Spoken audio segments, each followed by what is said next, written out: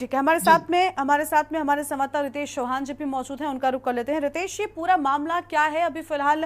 देखिए, हमारे साथ में पीड़ित के वकील भी हैं, उनकी ओर से कहा गया कि ये पूरा मामला है जिसमें एक मृत व्यक्ति को आरोपी बना दिया जाता है, जबकि उनकी 9 साल पहले ही घटना से मृत्यु हो चुकी है। तो ऐसा कैसे संभव हुआ? फिलहाल क्या अपडेट है पूरा आपके पास में, रितेश? देखिए, कहने के लिए तो लोग कहते हैं कि पुलिस रस्सी का सांप बनाती है, लेकिन यहाँ पर रस्सी ही नहीं थी, फिर भी पुलिस ने सांप बना दिया। जो व्यक्ति 9 वर्ष पहले उसकी मृत्यु हो चुकी है, अब सवाल ये उठता है कि 9 वर्ष पहले इसकी मृत्यु हो चुकी है, वो आखिरकार कैसे सांप को जोड़े को मारता है। और सबसे बड़ा सवाल यहाँ पर पुलिस पर खड़ा होता है। सरकार तमाम वादे करे, लेकिन यहाँ पर जो सिस्टम सुधारने वाले हैं वही सिस्टम को तार कर रहे हैं। देखने वाली बात यह है कि न्यायालय ने जब रिपोर्ट मांगी है वहां से, तब ये मामला उजागर हुआ है। और जब यहाँ के जो एडवोकेट हैं गौरव गिरी गोस्वामी, उन्होंने इस मामले को न्यायालय के समक्ष रखा था। उसके बाद जो रिपोर्ट मांगी है तो रिपोर्ट में खुलासा हुआ है कि जो मृतक था उसका तो नाम ही नहीं था, उसको तो बढ़ाया गया है, लेकिन जो दरोगा मुकेश त्यागी थे, कहीं ना कहीं उन्होंने साठगांठ करके, और जो अन्य लोग थे, इसमें कितने लोग शामिल थे अब ये जांच में खुलासा होगा। और फिलहाल इस मामले में अभी तक जो है यहाँ के जो जिम्मेदार अधिकारी हैं वो लगातार चुप्पी साधे हुए हैं। और जो पीड़ित का बेटा भगवान था, उसने भी तमाम जो आरोप लगाए हैं वो आरोप अब खोलने वाले हैं। और कहीं ना कहीं इसमें जो थाना उजियानी पुलिस है उसकी लापरवाही साफ नजर आ रही है। और यही वजह है कि जो उच्चाधिकारी हैं वो लगातार यहाँ पर चुप्पी साधे हुए। और देखने वाली बात ये होगी जब न्यायालय की जो प्रक्रिया होगी और न्यायालय ने जो रिपोर्ट मांगी है उस रिपोर्ट के आधार पर थाना पुलिस क्या जवाब देती है। जी ठीक है, थाना पुलिस क्या जवाब देती है, वाकई में इसका ही इंतजार है, क्योंकि उनकी ओर से ही इस तरीके का काम किया गया है और विवेचक पर बहुत सारे सवाल उठ रहे हैं। गौरव गिरी जी के पास में एक बार फिर से जाएंगे। गौरव जी, इस पूरे मामले में साठगांठ हुई है या फिर वाकई में ये एक गलती है, लापरवाही कहें? आपको क्या लग रहा है? आप वकील हैं, कानूनी खेल को बेहतर समझते हैं, इसलिए मैं आपसे पूछ रही हूँ, क्योंकि साठगांठ करने का भी क्या मतलब बनता है? एक जीवित व्यक्ति को अगर दोषी बनाते, आप आरोपी बनाते, उसका नाम सम्मिलित करते रिपोर्ट में, तो ठीक है, समझ में आता है कि आप रंजिश में ये काम कर रहे हैं, लेकिन एक मृत व्यक्ति का नाम जोड़ा जा रहा है, तो उसके पीछे असली मकसद क्या हो सकता है? लापरवाही है या फिर साठगांठ है? मैडम देखिए, साठगांठ के बारे में तो मैं नहीं कह सकता, लेकिन लापरवाही दिख रही है, ये साफ साफ है। बिल्कुल, क्योंकि जो 9 साल पूर्व आप घटना स्थल पे जाते, सही से विवेचना करते, तो सारे तथ्य सामने आते। मृतक को कोई जीवित नहीं बता सकता। बिल्कुल ठीक है, बिल्कुल साफ तौर पर बड़ी लापरवाही है पुलिस की, और यह अजब गजब कारनामा पुलिस का सामने आया है जो वाकई सबको हैरान कर रहा है। इस पर विस्तार से करेंगे बातचीत, लेकिन उससे पहले एक छोटे से ब्रेक के लिए यहाँ पर रुक रहे हैं, जल्द लौटेंगे। आप देख रहे हैं के न्यूज, खबरों का सारथी।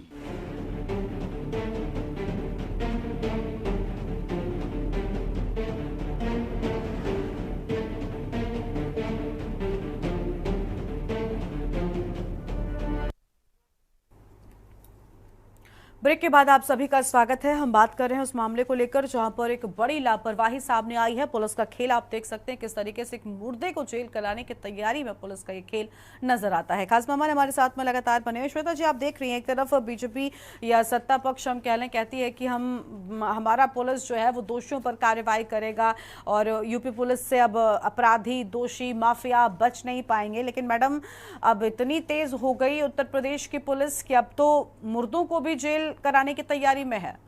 क्या कहेंगे आप इस कार्यशैली पर? जी, मैं ये कहना चाहूंगी कि सबसे पहले तो वो जो है पशु प्रेमी, पहले उनको भी थोड़ा सा जांच के दायरे में लेना चाहिए कि उन्होंने ये आरोपी कैसे लगा दिया कि जो व्यक्ति 9-10 साल पहले खत्म हो गया है तो वो सांप के जोड़े को कैसे मारेगा। ठीक है, पहली बात ये। और फिर पुलिस वो मतलब उसने भी तफसील नहीं किया। मुख्य भूमिका विवेचक की होती है। नाम कैसे पहुंचा? देखिए, मुख्य भूमिका पहले खत्म हो गया है।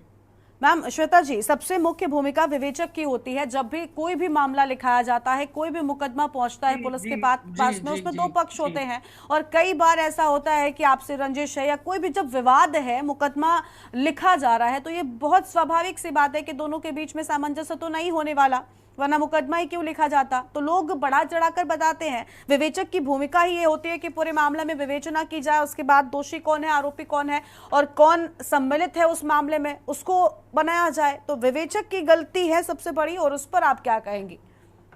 जी, विवेचक की गलती है भी, और थोड़ा सा हमारे यहाँ कानून को और इस सबको एक हथियार बना लिया गया है कि जैसे ये मेरा दुश्मन है तो कुछ भी वारदात हुई या कुछ भी हुई तो उसका नाम लिखा दिया था। लेकिन हमारे ये तो एक आश्चर्यजनक बात है कि जो व्यक्ति 9 साल पहले खत्म हो गया है वो कैसे, उसका नाम कैसे आ गया? ये तो खुद ही एक विवेचना का विषय है। और हमारे यहाँ एक ढांचा बना हुआ है कि पुलिस ने वही अपना काम शुरू किया और हमारे वकील साहब ने भी कहा कि जमानत करानी पड़ेगी। अरे पहले पूरे मामले की जांच तो होनी चाहिए थी कि जो ये ढर्रा चल रहा है इसमें अत्यंत बदलाव की आवश्यकता है। हमारी सरकार, योगी सरकार कर तो बहुत रही है, लेकिन क्या बताया जाए ये अफसरशाही बताना चाहूंगा आपको। जी जी, मैं आती हूँ आपके पास, आती हूँ सर, एक बार सुन लीजिए गौरव जी, उनको सुन लीजिए फिर आपके पास ही आती हूँ। चार्जशीट लगने के बाद में एक प्रोसेस है न्यायालय का कि आपको जमानत करानी पड़ेगी, उसके बाद ही आप अपना पक्ष रख सकते हैं। मैं इससे इनकार नहीं कर रही हूँ, मैं आपको कुछ कह नहीं रही हूँ, आप बुरा ना माने, मैं आपको कुछ नहीं कह रही हूँ। मतलब हम ये बता रहे हैं कि ये ढांचा, मतलब आंख बंद करके जो व्यक्ति है नहीं उसका नाम लिख दिया और फिर उसकी जमानत करने कहाँ जाएंगे जज साहब? जी जी जी जी, मतलब सोचने वाली बात है ये। मतलब ये बहुत बड़ी जांच का विषय है और जो इसके संबंधित लोग हैं इसके उनके खिलाफ कठोर कार्रवाई होनी चाहिए। ये जब जीरो टॉलरेंस है तो ये टॉलरेट नहीं किया जाना चाहिए। मैं खुद बोल रही हूँ, मैं भाजपा से हूँ, फिर बोल रही हूँ, क्योंकि ऐसे ही लोग हमारी सरकार पर जो है दोष लगाने का कार्य करते हैं। हमारी तरफ से तो जी मैडम, मैं भी भारतीय जनता पार्टी का ही कार्यकर्ता हूँ और वकील भी हूँ पेशे से, लेकिन गलत को गलत कहना चाहिए ना। जी मैं तो कह ही नहीं हूँ। और ये जमीनी स्तर पे हमारी सरकार की और हमारी छवि खराब कर रहे हैं ये अपने कार्य की वजह से। बताइए मैडम जी, अगर वो व्यक्ति जीवित होता, अगर आपने लापरवाही की, अगर वो जीवित होता तो उसके पास सम्मन जाता, उसे न्यायालय में आके अपनी जमानत करानी थी, वकील करना ही था, उसे जो भी कोर्ट का प्रोसेस है पूरा उसे फॉलो करना था। हो सकता है उसे सजा भी हो सकती थी, बाद में छूट भी सकता था, वो तो बात की चीज है ना। और अनावश्यक वो एक कार्रवाई में फंस जाता है, जो कार्य उसके द्वारा नहीं किया गया उसका आरोप उसके ऊपर लग जाता है। यही तो मैं कह रहा हूँ, अगर थोड़ी जिम्मेदारी से काम कर लिया जाता तो ऐसे क्यों ना बताती। नहीं, इसके खिलाफ कठोर कार्रवाई होनी चाहिए। और अब तो शायद मुकदमा न्यायालय में लंबित है ना? जी जी जी जी, सम्मन गया तभी तो नहीं पता चला, जब मांगी न्यायालय ने सम्मन इन्हें पहुंचा तब इन्हें पता चला कि हमारे पिता का भी नाम इस केस में है, तब हमारे पास आए, इन्होंने सारे कागज लेके, तो हमने न्यायालय के सामने बात रखेंगे अपनी बात, माननीय न्यायालय के समक्ष हमने बात को रखा है। रिपोर्ट मांगी गई थाना उजानी से, देखो क्या रिपोर्ट आती है उसके हिसाब से माननीय न्यायालय जज साहब को आदेश करना जो भी करना है ना।